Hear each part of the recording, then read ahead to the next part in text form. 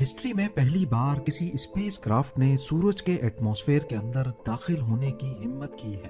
Parker solar probe کا یہ کارنامہ ہسٹری میں ہمیشہ یاد رکھا جائے گا، کیونکہ اتنی زیادہ گرمائش نہ ہی کوئی میٹل برداشت کر سکتا ہے اور نہ ہی دنیا کا سخت ترین پتھر۔ تو پھر سوال اٹھتا ہے کہ آخر پارکر سولر پروب اتنی گرمائش میں میلٹ کیوں نہیں ہوتا؟ ہزاروں نہیں بلکہ لاکھوں ڈگری کے ٹیمپریچر میں بھی یہ بالکل پرفیکٹلی کیسے کام کر رہا ہے؟ زیم ٹی وی کی ویڈیوز میں ایک بار پھر سے خوش آمدید۔ ناظرین، 1900 کی شروعات میں سائنسدانوں نے سورج پر ریسرچ کے دوران ایک عجیب و غریب فینومنا نوٹس کیا۔ وہ سورج سے نکلنے والی لائٹ کی ویو لینتھ اور اس کے کلر سے سورج کی گرمائش کا اندازہ لگا رہے تھے۔ یہ کام زمین سے بیٹھ کر ہی اسپیکٹروگراف کی مدد سے کیا جا رہا تھا۔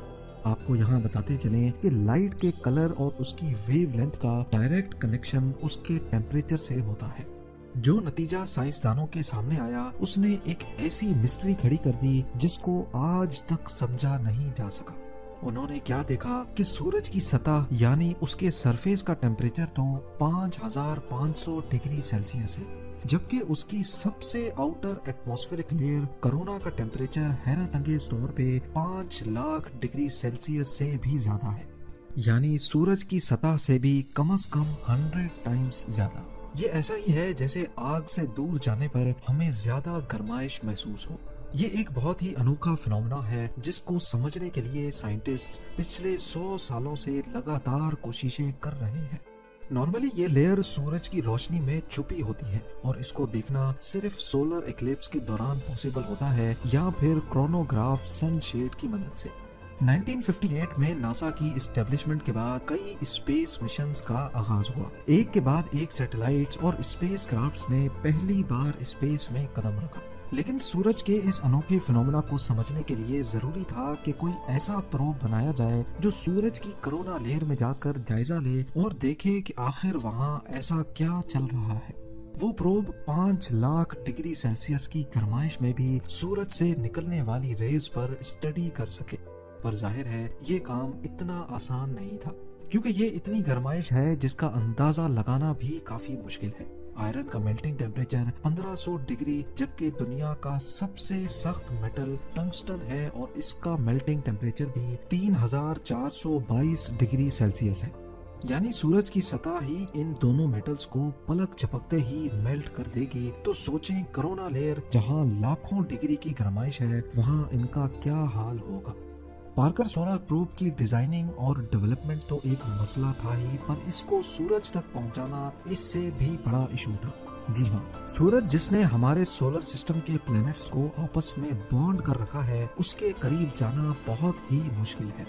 سب سے پہلے تو یہ سمجھ لیں کہ اگر کسی سیٹلائٹ کو ارتھ کے آربٹ سے نکال کر واپس ارتھ پہ لانا ہو تو اس کی اسپیڈ کم کرنی پڑتی ہے تاکہ ارتھ کی گریوٹی اس پر حاوی ہو سکے اور اس کو اپنی طرف اٹریکٹ کرے۔ اسی طرح اگر اس کو ارتھ پر نہیں بلکہ کسی اور پلینٹ پہ بھیجنا ہو تو اس کی اسپیڈ بڑھائی جاتی ہے تاکہ وہ ارتھ کے آربٹ سے باہر نکل سکے۔ سپوز مارس پر اگر کسی اسپیس کرافٹ کو بھیجنا ہو تو پہلے اس کو راکٹس کی مدد سے ارتھ کے آربٹ میں لایا جاتا ہے اور اس کے بعد صحیح ٹائم، صحیح اینگل اور صحیح اسپیڈ سے اس کو ارتھ کے آربٹ سے نکالا جاتا ہے۔ ارتھ کے آربٹ سے اسپیس کرافٹ کو نکالنا بہت انرجی کنزیومنگ کام ہوتا ہے۔ راکٹ کی مدد سے وہ ارتھ کے آربٹ تک تو آ گیا، لیکن اب یہاں پر راکٹ نہیں ہوتے، لہٰذا اسپیس کرافٹ میں ہی لگے چھوٹے راکٹ کو استعمال کر کے اس کی اسپیڈ آہستہ آہستہ بڑھا کر اس کو آربٹ سے نکالا جاتا ہے۔ مارس کیونکہ ارتھ سے سورج کے مقابلے میں بہت قریب ہے، اسی لیے جس اینگل میں اسپیس کرافٹ کو لانچ کیا جاتا ہے وہ اینگل اتنا زیادہ نہیں ہوتا، لیکن سورج اور ارتھ کے درمیان کا ڈسٹینس 150 ملین کلومیٹرز ہے اور ارتھ کے آربٹ سے نکال کر اس کو سورج کے آربٹ میں ڈالنے کے لیے اینگل بھی بہت بڑا چاہیے اور ظاہر ہے انرجی بھی۔ اتنی زیادہ انرجی اور پاور والا راکٹ آج تک نہیں بنایا گیا، لہٰذا ناسا کے ایکسپرٹس نے فیصلہ کیا کہ پارکر پروب کو سورج پر بھیجنے سے پہلے اس کو وینس بھیجا جائے گا۔ وینس ہمارے سولر سسٹم کا دوسرا پلینٹ ہے جس کی گریوٹی کو استعمال کر کے پارکر پروب کی اسپیڈ بڑھائی جا سکتی ہے، لیکن یہاں ایک مسئلہ تھا۔ مسئلہ یہ تھا کہ وینس ایک چھوٹا پلینٹ ہے اور اسی وجہ سے اس کی گریوٹی بھی کم ہے، जितनी स्पीड पार्कर प्रोब को सूरज के करीब जाने के लिए रिक्वायर्ड थी, उसके लिए जरूरी था कि वो वीनस के गिर्द 24 मरतबा चक्कर लगाए, तब जाकर वो सूरज के क्लोजेस्ट पॉइंट पर पहुंच सकेगा। 12 अगस्त 2018 पार्कर सोलर प्रोब को केप कैनावरल एयरफोर्स स्टेशन से लॉन्च किया गया। इस मिशन के लिए नासा ने 8 सालों का टाइम प्लान किया है। सूरज के सबसे क्लोज पॉइंट तक जाने के लिए वीनस का सहारा 24 मरतबा लिया जाएगा। हर एक चक्कर में 37 घंटे ऐसे होते हैं जिसमें सूरज पर रिसर्च करने का मौका मिलता है। यानी टोटल 8 सालों में ये प्रोब सूरज पर 900 घंटे की रिसर्च कर पाएगा। 28 अप्रैल 2021 ये वो दिन था जब नासा ने कंफर्म किया कि पार्कर प्रोब अपने 8वें चक्कर में सूरज की कोरोना लेयर में सक्सेसफुली दाखिल हो चुका है। कोरोना का मिस्टीरियसली सूरज की सतह से भी 100 टाइम्स ज्यादा गर्म होना वाकई एक हकीकत था जिसको पार्कर प्रोब ने भी वेरीफाई किया। लेकिन ऐसा क्यों है? कौन सी ऐसी ताकत है जो मिस्टीरियसली कोरोना लेयर को सूरज की सतह से भी ज्यादा गर्म कर रही है? इस पर अभी तक रिसर्च चल रही है। अब आ जाते हैं हम अपने मेन सवाल की तरफ कि आखिर इतनी ज्यादा गर्माइश में पार्कर सोलर प्रोब मेल्ट क्यों नहीं हो रहा।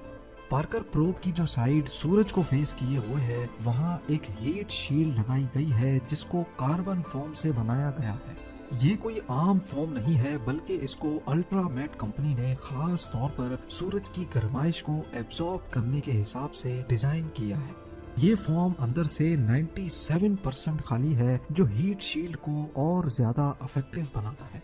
इसके अलावा इस पर कार्बन कार्बन कंपोजिट की एक लेयर भी चढ़ाई गई है जिसको ग्रेफाइट और रेजिन से मिलाकर बनाया गया है। ये मिक्सचर हीट शील्ड की दोनों साइडों पर लगाकर इसको सुपर हीट किया गया, जिससे ये कार्बन की प्योरेस्ट फॉर्म में बदल गया।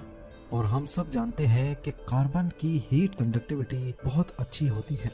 और आखिर में इस हीट शील्ड की वो साइड जो सूरज की तरफ है, उस पर वाइट सिरेमिक पेंट भी किया गया ताकि सूरज की ज्यादातर रोशनी अंदर दाखिल होने से पहले ही रिफ्लेक्ट हो जाए। हीट शील्ड के अलावा पार्कर सोलर प्रोब का बकाया हिस्सा ऐसे डिजाइन किया गया है कि वो हमेशा हर वक्त इस शील्ड की परछाई में ही होगा। पर इन सब चीजों के बाद भी पार्कर प्रोब ज्यादा से ज्यादा 2500 डिग्री सेल्सियस की गर्माइश ही बर्दाश्त कर सकता है, जबकि कोरोना का टेम्परेचर 5 लाख डिग्री सेल्सियस है। अब ये इतनी गर्माइश कैसे बर्दाश्त कर रहा है, ये समझना भी काफी आसान है। लॉ ऑफ थर्मोडायनेमिक्स के मुताबिक हीट को ट्रांसफर होने के लिए भी कोई मीडियम चाहिए। जैसा कि गर्मियों में अर्थ पर हवा में मौजूद पार्टिकल्स और वेपर्स अपने अंदर गर्माइश लेके चलते हैं, जिनकी वजह से हमें रात के वक्त भी गर्मी लगती है। अगर पार्टिकल्स कम होंगे तो हीट भी इतनी आसानी से ट्रेवल नहीं कर पाएगी। जैसा कि उबलते हुए पानी में हाथ डालने से फौरन जलन होगी, जबकि 300 डिग्री के ओवन में हाथ डालकर फौरन निकालने से शायद हमें मालूम भी न पड़े। ये सिर्फ इस वजह से मुमकिन है क्योंकि पानी के मॉलिक्यूल्स हमसे टच होते हैं, जबकि ओवन में कोई चीज हमसे टच नहीं होती। एक्सपर्ट्स का कहना है कि पार्कर सोलर प्रोब की हीट शील्ड पर 1200 डिग्री सेल्सियस होता है, जबकि उसका पिछला हिस्सा जहां सूरज की रोशनी नहीं लगती, वहां टेम्परेचर माइनस में होता है, क्योंकि वहां कोई पार्टिकल्स नहीं है जो हीट को ट्रांसफर कर सके। यही रीजन है कि पार्कर सोलर प्रोब सूरज के इतना करीब होने के बावजूद भी मेल्ट नहीं हो रहा। उम्मीद है जेम टीवी की ये वीडियो भी आप लोग भरपूर लाइक और शेयर करेंगे। आप लोगों के प्यार भरे कमेंट्स का बेहद शुक्रिया। मिलते हैं अगली शानदार वीडियो में।